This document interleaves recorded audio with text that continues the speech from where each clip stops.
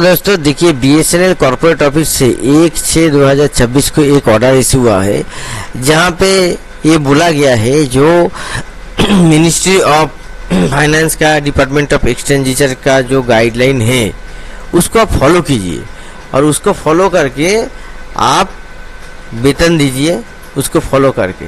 ठीक है, ये बात बोला गया है। देखिए, ये फलाना लेटर नंबर है और यहाँ पे ये चीज़ बोला जा रहा है कि आप मिनिस्ट्री का, डिपार्टमेंट ऑफ एक्सपेंडिचर का जो इंस्ट्रक्शन है इसको फॉलो कीजिए। किसके बारे में? पेमेंट ऑफ वेजेस के बारे में। किसका? ना, आउटसोर्स कॉन्ट्रैक्चुअल मैन पावर्स। ठीक है जी, आउटसोर्स कॉन्ट्रैक्चुअल मैन पावर्स का जो वेज है, जो वेतन है, जो देते हैं, उसके बारे में अब लेबर लॉ को फॉलो कीजिए। अब देखिए, 1 तारीख को आया। क्यों आया? क्योंकि इसका जो चिट्ठी है वो डीपी को दिया गया था, तो डीपी क्या किया, ये सभी सीपीएससी को दे दिया।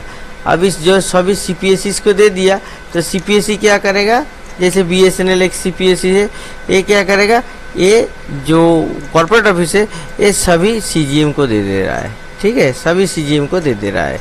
ऐसे करके ये इंस्ट्रक्शन को पर्कोलेट कर दिया और कुछ नहीं। देखिए, जो यहाँ पे जो मेन लेटर का बात हो रहा है उस लेटर को हम लोग देखते हैं। देखिए ये जो, देखिए यहाँ पे देखिए, जो देखिए सीएमडी बीएसएनएल, ठीक है, सीएमडी बीएसएनएल को भी 18/5/26 को ये चिट्ठी दिया गया है। ठीक है, देख रहे हैं। और चिट्ठी कौन दे रहा है? 12/5/26 को ये जो चिट्ठी है ये ministry of labour and employment का है, जो office of the chief labour commissioners Delhi में जो है, द्वारका में, उनका ऑफिस से आया है। और यहाँ पे बोला गया है कि आप स्ट्रिक्ट कॉम्प्लायंस कीजिए, स्ट्रिक्ट कॉम्प्लायंस कीजिए। जो एक्सपेंडिचर का जो इंस्ट्रक्शन दिया गया है, timely payment of wages to the contractual workers और कॉन्ट्रैक्चुअल मैन पावर्स, और इसको मॉनिटरिंग भी आपको करना है as a principal employer.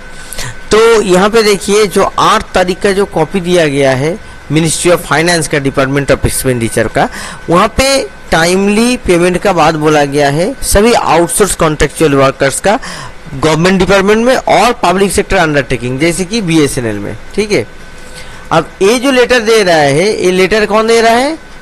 Ministry of employment. और किस लेटर का हवाला यहाँ पे दिया गया है? जो लेटर मिनिस्ट्री ऑफ फाइनेंस ने इशू किया है।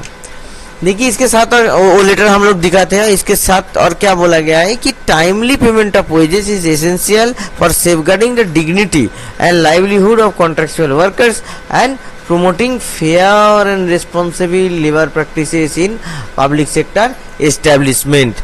ये जो डीपीएसपी का जो बात है, directive principle of strict policy, जो कॉन्स्टिट्यूशन में हमारा लिखा हुआ है, जो एक्चुअली नॉन जुडिशियल है तो वहाँ का ही बात यहाँ पे देखने को मिल रहा है। मगर दुख का बात है कि ये प्रैक्टिस के पब्लिक सेक्टर फॉलो करते हैं? नहीं फॉलो करते। मैक्सिमम केसेस में लेबर एक्सप्लॉयटेशन होता है एज कॉन्ट्रैक्चुअलाइजेशन ऑफ वर्क के जरिए। देखिए, जो 8 तारीख का जो लेटर आया है उसमें क्या बोला गया है कि timely payment of wages and salary man power engage as per labour wages, labour code, जो 2019 में जो लेबर कोड लाया गया था। देखिए, यहाँ पे जो बात बोला गया है मिनिस्ट्री ऑफ लेबर एम्प्लॉयमेंट का, जो जनवरी महीने में जो लेटर मिला था, जहाँ पे इंस्ट्रक्शन दिया गया था कि आप कोई भी प्रोक्योरिंग जो एंटिटी है, कोई चीज प्रोक्योर कर रहे हैं, तो एक सर्विस प्रोक्योर कर रहे हैं, तो इसमें टाइमली पेमेंट कीजिए वेजेस और सैलरी लेबर कोड के अनुसार। इसके साथ ये भी बोला गया है कि ये चीज सभी सेंट्रल पब्लिक सेक्टर एंटरप्राइज का नोटिस में आई है। देखिए, under secretary government of India इसको किए हैं और ये ministry of finance, department of expenditure कर रहा है 8 मई को। ठीक है, अभी देखिए, इसमें जो लेबर को जो टाइमली पेमेंट के बारे में क्या बोला गया है कॉन्ट्रैक्चुअल वर्कर्स का वेज कोड में। देखिए, 4 जो लेबर लॉ, बहुत सारा लेबर लॉज है, 29 लेबर लॉज थे, तो उसको कंपाइल करके 4 लेबर कोड बनाया गया। तो ये जो 4 लेबर कोड है, code on wages, industrial relation code, occupational safety health and working condition code. और ये जो लेबर कोड है, इस लेबर कोड में पेमेंट के बारे में क्या बोला गया है हम लोग देख लेते हैं। देखिए यहाँ पे पेमेंट के बारे में बोला गया है, पेमेंट जो डील कर रहा है ये डील कर रहा है सेक्शन 55(3).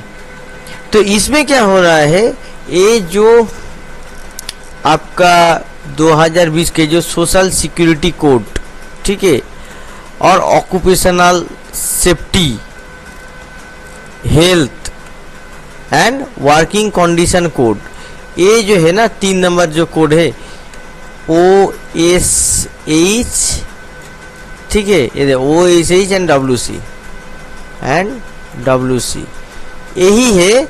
इसी के अंदर ही आपका आता है, OSH एंड WC के अंदर ही आपका आता है सेक्शन 55(3), जहाँ पे प्रिंसिपल जो एम्प्लॉयर है उसका रिस्पॉन्सिबिलिटी फिक्स किया गया है कि कॉन्ट्रैक्टर अगर डिले करते हैं पेमेंट करने में तो प्रिंसिपल एम्प्लॉयर को आके वो जिम्मेदारी उठाना है।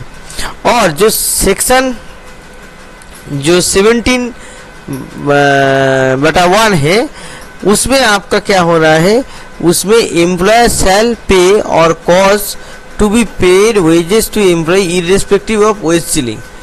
तो यहाँ पे वेज जो देने का जो जिम्मेदारी है ये यहाँ पे इंसाइन किया गया है।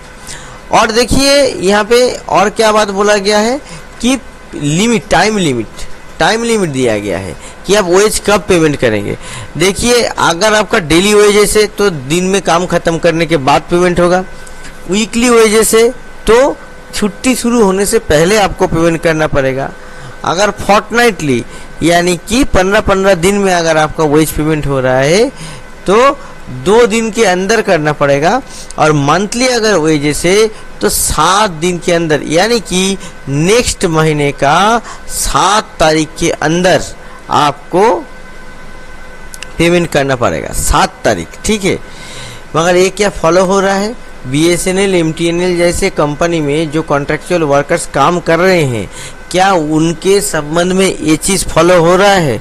आप लोग सवाल करके देखिए, आप लोग ये चीज़ सवाल पूछ के देखिए और आप लोग खुद समझ सकते हैं।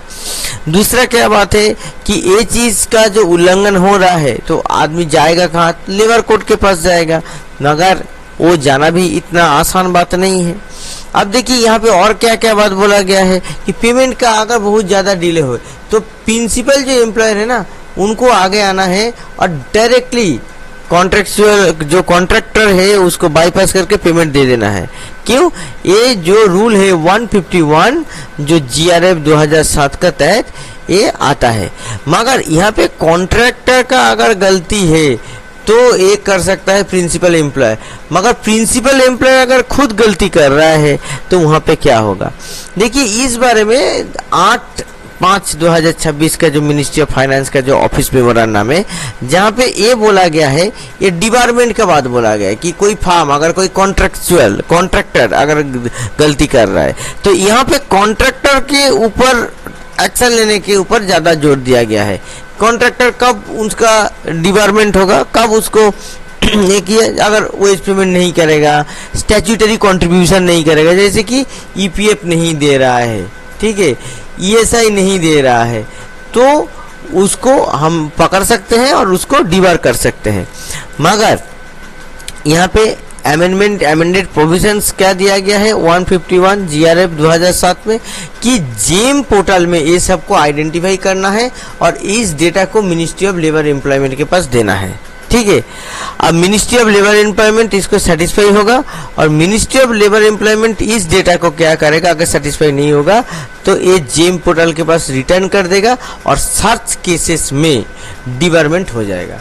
तो अगर कोई कॉन्ट्रैक्टर गलती करता है तो उसके ऊपर एक्शन लेने के लिए यहाँ पे बोला गया है। और ये चिट्ठी BSNL ने क्यों इशू किया, क्योंकि देखिए ये जो चिट्ठी है ये सभी सेक्रेटरीज को दिया गया, वहाँ पे DP सेक्रेटरीज को दिया गया था, तो DP सेक्रेटरीज को रिक्वेस्ट किया गया था कि ये चीज़ को आप सभी CPSEs को सर्कुलेट कीजिए। तो आपने देखा क्या हुआ कि CPSEs को सर्कुलेट करने के नाम पे यहाँ पे BSNL CMD के पास आ गया। तो BSNL CMD के पास जैसे आ गया, उस लेटर को क्या हुआ, AGM के द्वारा इसको सभी CGM के पास, देखिए सभी CGM के पास सर्कुलेट कर दिया गया। तो जो चिट्ठी आया, चिट्ठी को सर्कुलेट कर दिया गया, मगर चिट्ठी में लिखा क्या है, उसके ऊपर अमल कौन करेगा, यही सबसे बड़ा सवाल।